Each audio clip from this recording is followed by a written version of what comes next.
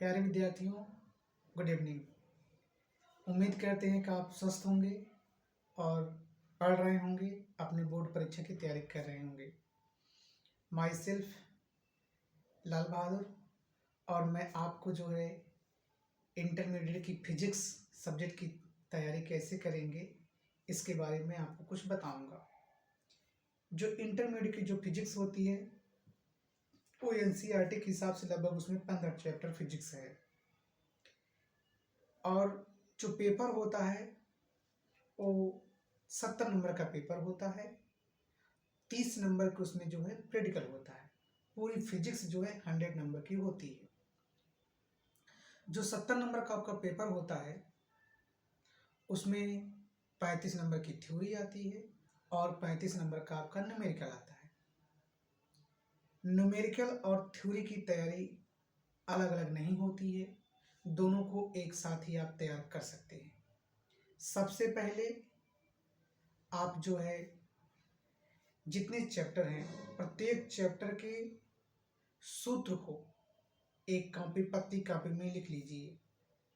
फिर उसके बाद आप उसको बार बार रिवाइज करिए, या रोज सुबह उठिए, सबसे पहले अपने फार्मूले को रिवाइज करिए। एक दिन आप देखेंगे कि आपको सभी चैप्टर जो 15-20 चैप्टर जो भी हो, आपकी जैसी भी बुक्स आपकी कॉलेज में चलती हो, आप एनसीईआरटी से अगर पढ़ते हैं तो 15 चैप्टर फिजिक्स है, आप 15 पेज में उसके सारे फार्मूले लिख लीजिए। हर चैप्टर में लगभग 10 से 12-15 ऐसे फार्मूले मिलेंगे, किसी में कम किसी में ज़्यादा। आप सभी लगभग सूत्रों को लिख करके एक पतला सा 10 पन्ने का नोट्स बना लीजिए और रोज़ सुबह उठकर उसको तैयार करिए। आपको सारे फार्मूले याद हो जाएंगे। जब फार्मूले याद हो जाएंगे तब आप उन पे सवाल लगाइए। 1 नंबर वाले सवाल, 2 नंबर सवाल और लॉन्ग वाले सवाल लगाइए।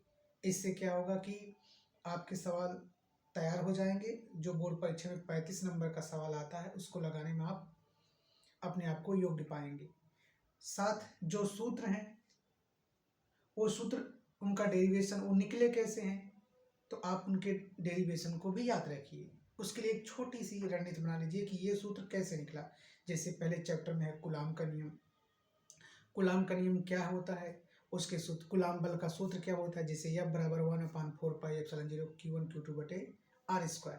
ये सूत्र तो आप याद रखेंगे, लेकिन जरा देखिए इस सूत्र का डेरिवेशन कैसे हुआ है।